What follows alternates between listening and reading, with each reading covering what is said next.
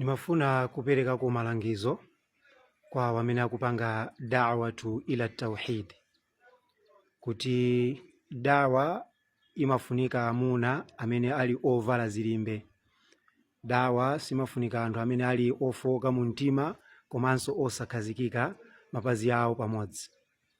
Chifukwa mmenemu muli kunenedwa, muli kupatsidwa mayina, muli kuyipitsidwa mbiri kuti iweyo ndiwe munthu amene ukuyankhula zabodza, mwina ndiwe munthu amene ukupatsidwa ndalama funding ndi anthu amene ali kaya ndi aluya, ndi zina zimene anthu amayankhula.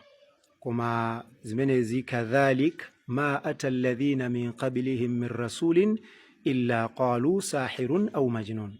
Ndi chimodzimodzinso zidawachitikiranso atumiki mbuyomu. Iwowa akatumizidwa kwa anthu ndikumawayitanira ku at-tauhidi, anthu amene kuti chani tumika ameneyu ndi sahir fiti kapena majnun wa misala. Ndiye atumiki apatsidwa mayina, ena amene ati iwe mulakatuli, ena amanena kuti ndi munthu amene wasokonezedwa mukaganizidwe kake, ndi zina zimene amalandira kuchokera m'mayina achipongwe. Ndiye mudziwe kuti ngati muzingokamba za swala kuti ati tiziswalini, anthu sakupatsani mayina. Ngati muzingokamba zonena kuti ayi mudzipereka zakati, mudzipereka sadaka, mudzisala mwezi wa Ramadhani, mayina simulandira.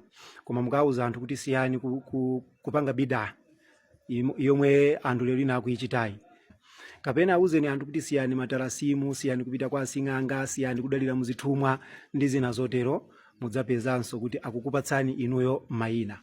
Ndiye ife sitingasiye dawa chifukwa choti ena ake akutiopseza, ife sitingasiye dawa chifukwa choti ena ake akutipatsa mayina, ndipo sitidzasiya kupanga dawa mpaka tidzalowa m'manda mwathu, chifukwa ndi ntchito imene ikuyeneka kuti ichitidwe pakati pathu. Ngati ife sitichita, Allah subhanahu wa ta'ala adzabweretsa anthu abwino amene adzapange dawa m'malo mwathu.